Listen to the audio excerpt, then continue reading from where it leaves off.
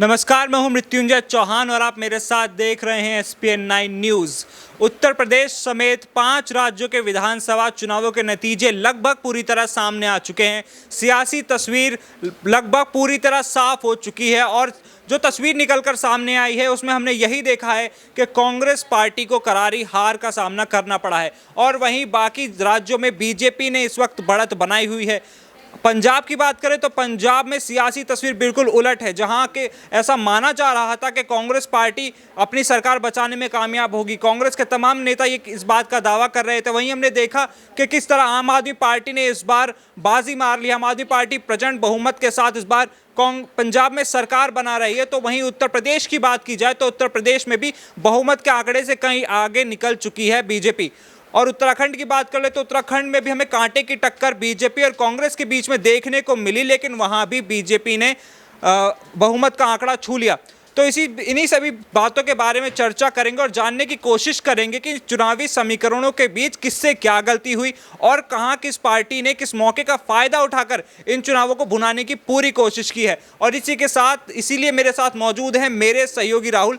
तो हम उन्हीं से जानने की कोशिश करेंगे कि आखिर कांग्रेस से क्या गलतियां हुई हैं, समाजवादी पार्टी पिछली बार से ज़्यादा बेहतर प्रदर्शन कैसे करके सामने आई और आम आदमी पार्टी ने ऐसा क्या किया पंजाब में जिसकी वजह से आम आदमी पार्टी को जनता ने इतना पसंद किया।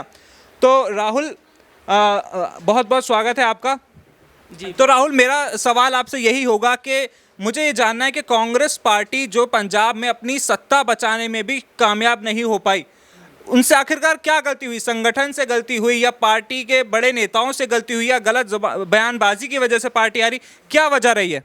देखिए, कांग्रेस पार्टी की हार की सबसे बड़ी वजह है उनका नेतृत्व अच्छे ढंग से ना होना। कांग्रेस पार्टी की अपनी कोई रणनीति नहीं है।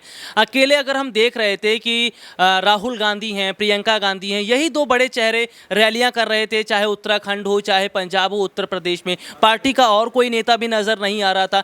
तो हम ये देख रहे थे ना कि पार्टी ने और नेताओं को ज़मीनी स्तर पर नहीं उतारा। और पंजाब की खास तौर पर बात कर लें, देखिए काफ़ी समय से चल रहा था नवजोत सिंह सिद्धू और चरणजीत सिंह चन्नी के बीच में विवाद। हालांकि इस विवाद को खत्म करवाने की भी कोशिश की गई थी।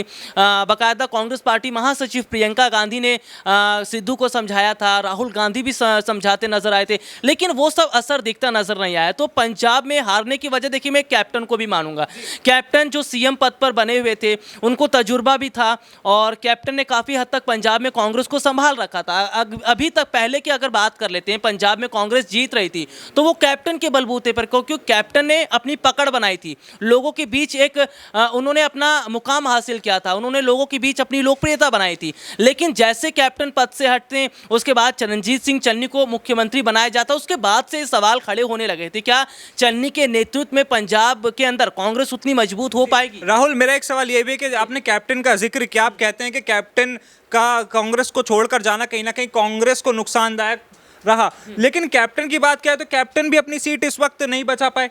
हाँ, देखिए जाहिर सी बात है, कैप्टन अपनी सीट कहाँ से बचा पाएंगे? कैप्टन ने अपनी नई पार्टी की शुरुआत की और जाहिर सी बात है, किसी भी नए काम को अगर शुरुआत करते हैं तो उसको बनाने में काफ़ी वक्त लगता है। कैप्टन अमरिंदर ने नई शुरुआत की है, अभी उन्हें वक्त लगेगा। पंजाब में अगर कांग्रेस के साथ जुड़े होते तो वो अपनी सीट भी बचाते, पंजाब को भी बचाते। तो कांग्रेस पार्टी की देखिए हार की सबसे बड़ी वजह यह है और पार्टी को देखना चाहिए, अब पार्टी को संभलना चाहिए कि केवल राहुल और प्रियंका से पार्टी नहीं चलेगी। आपके पास और भी तमाम नेता हैं, उनको भी आप जमीनी स्तर पर उतारिए, उनसे रैलियां करवाइए। जब तक आप उनसे रैलियां नहीं करवाएंगे, उनको जमीनी स्तर पर नहीं उतारेंगे, मैदान में नहीं उतारेंगे, तब तक पार्टी कहां से जीतेगी? उत्तर प्रदेश की हम बात कर लेते हैं। देखिए उत्तर प्रदेश में क्या दावा किया जा रहा था कि प्रियंका गांधी ने जो नारा दिया है और प्रियंका गांधी रोजगार की जो बात कर रही है, विकास की बात कर रही है, उसका फर्क पड़ेगा, लेकिन उतना फर्क नहीं पड़ पाया। वजह क्या थी? क्योंकि प्रियंका गांधी के कुछ समय पहले से, चुनाव से पहले उत्तर प्रदेश में आना, नारे देना इतना काबिल नहीं है, इतना इसका वाजिब नहीं है। क्योंकि अगर बहुत पहले प्रियंका गांधी उत्तर प्रदेश में आती, देखिए बूथ लेवल पर पार्टी कहीं मजबूत नहीं है।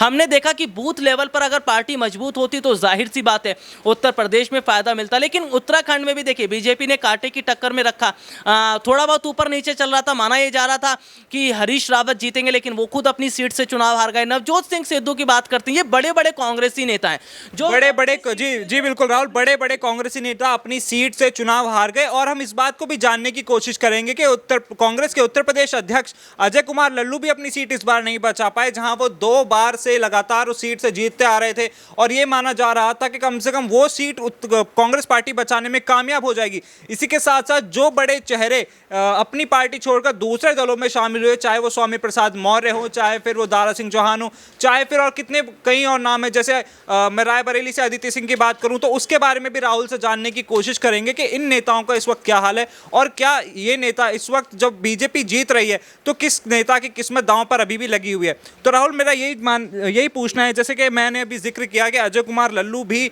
अपनी सीट नहीं बचा पाए, 2 बार से देखिए कांग्रेस के टिकट पर लगातार जीतते आ रहे थे और ऐसा माना जा रहा था कि वो अपनी सीट बचाने में कामयाब हो ही जाएंगे, लेकिन उनकी सीट भी इस बार कांग्रेस के ढहते किले में ढह गई। देखिए, अजय कुमार लल्लू की अगर बात करें, ये हमें समझना पड़ेगा ना कि अजय कुमार लल्लू ने चुनावी मैदान में उतरकर कितना काम किया है। मेन बात ये थी कि तमाम और नेता, देखिए समाजवादी पार्टी की अगर हम बात करें, टक्कर दी है समाजवादी पार्टी ने बीजेपी को। वजह क्या है? समाजवादी पार्टी चुनावी मैदान में उतरी थी, पार्टी के तमाम नेता मैदान में उतरे थे। अखिलेश यादव प्रचार प्रसार कर रहे थे, पार्टी की तरफ से और नेता प्रचार प्रसार कर रहे थे, लेकिन हमने उत्तर प्रदेश में कांग्रेस पार्टी की तरफ से देखा, केवल घोषणा पत्र ला देने भर से, केवल 2-4 रैली कर देने से, 2-4 नारे लगा देने से फर्क नहीं पड़ता। उत्तर प्रदेश में समाजवादी पार्टी बूथ लेवल पर मजबूती है, समझने वाली बात है। बूथ लेवल पर जहां जहां पार्टी मजबूत थी वहां वहां टक्कर दी है और यही वजह है कि समाजवादी पार्टी ने अपनी कोशिश की। अखिलेश यादव का बयान सामने आया, वो कह रहे हैं कि हमने कोशिश तो की, यानी कि एक ईमानदार कोशिश विपक्ष ने की है। चलिए कोई बात नहीं, इस बार ना सही, 5 साल बाद तो फिर चुनाव आएगा ना, तो ऐसा बिल्कुल राहुल, 5 जी हमेशा हमेशा के लिए बने रहे। 5 साल बाद चुनाव आएगा, 5 साल बाद फिर से कोशिश की जाएगी, उसमें मेहनत सफलता हासिल होगी, उसमें मेहनत सफलता हासिल होगी। राहुल ने बिल्कुल सही बात कही है, लेकिन मैं एक चीज और जानना चाहूंगा राहुल, कैराना एक बहुत बड़ी हॉट सीट इस वक्त रही उत्तर प्रदेश के चुनावों में। कैराना में जो पलायन का मुद्दा था, हिंदुओं के पलायन का मुद्दा था, वो बहुत ज्यादा चर्चाओं का विषय रहा और मैं ये जानना चाहूंगा कि बीजेपी लगातार कह रही थी कि वो उस सीट पर जीत हासिल कर लेंगे, लेकिन ऐसा हुआ नहीं। समाजवादी पार्टी के प्रत्याशी एमजी हसन ने वहां से जीत हासिल की है, ऐसा सामने आ रहा है। तो इसी वजह तो समाजवादी पार्टी का प्रत्याशी वहां से जीत गया और कांग्रेस माफ कीजिए, बीजेपी वहां से अपना मृगांका सिंह वहां से लड़ रही थी और वो वहां से जीत नहीं पाई। देखिए, जाहिर सी बात है, प्रत्याशी पर, कैंडिडेट पर डिपेंड करता है कि कैंडिडेट ने अपने इलाके में काम कैसा किया है, चाहे कोई भी हो। कैंडिडेट ने अगर अपने इलाके में अच्छा काम किया है तो जाहिर सी बात है जनता उसको चुनेगी, चाहे वो किसी भी पार्टी का हो। जैसे अभी निर्दलीय उम्मीदवार की हम चर्चा कर रहे थे, उमेश पाठक ही हैं, उमेश कुमार हैं, जो उत्तराखंड में देखिए निर्दलीय चुनाव उन्होंने लड़ा। तो यहाँ पर क्या देखा जा रहा है, जो कैंडिडेट अच्छा काम कर रही है, जो कैंडिडेट अच्छा काम कर रहे हैं, चाहे वो किसी भी पार्टी से हो, तो जीत तो हासिल होगी। तो यहाँ पर हम देख रहे हैं कि समाजवादी पार्टी के नेता हैं, कार्यकर्ता जो थे, उन्होंने अच्छा काम किया, जनता उनकी बातों में आई, तो जाहिर सी बात है फायदा मिला। लेकिन विपक्ष में आज समाजवादी पार्टी इतनी मजबूत तो है कि वो टक्कर दे सकती है, योगी सरकार से सवाल पूछ सकती है। 2017 में विपक्ष कहीं नहीं था, लेकिन आज 2022 में विपक्ष मजबूत खड़ा है। बहुत बड़ी बात राहुल ने कही है कि 2017 में विपक्ष कहीं नहीं था और इस बार, क्योंकि हमने देखा था एक तरफा चुनाव हुए थे, एक तरफा वोट पड़े थे तो 2017 में, और इस बार की तस्वीर बिल्कुल अलग है। बीजेपी भले ही बहुमत पाने में कामयाब रही, बीजेपी को अच्छी खासी सीटें हाथ लगी, लेकिन जो 2017 में बीजेपी का प्रदर्शन था वो हमें उत्तर प्रदेश में वैसा देखने को नहीं मिला। और समाजवादी पार्टी, जिसका पिछली बार ऐसा माना जा रहा था कि अगर इस बार चुनाव होते हैं तो हो सकता है सूपड़ा भी साफ हो जाए, लेकिन वो एक अच्छी खासी सीटें जीतकर उत्तर प्रदेश में उन्होंने सीटें जीतकर दिखाई और बिल्कुल एक बहुत मजबूत विपक्ष की भूमिका में समाजवादी पार्टी निकल कर आई है। तो अब देखने वाली बात यही होगी कि जब अब ऐसा भी माना जा रहा है कि बीजेपी ने जब सरकार दूसरी बार बना ली है तो क्या योगी ही मुख्यमंत्री पद के उम्मीदवार होंगे या इस बार बीजेपी उत्तर प्रदेश में अपना मुख्यमंत्री बदल देगी? ऐसी तमाम बड़ी खबरों के लिए देखते रहिए SPN9 न्यूज़।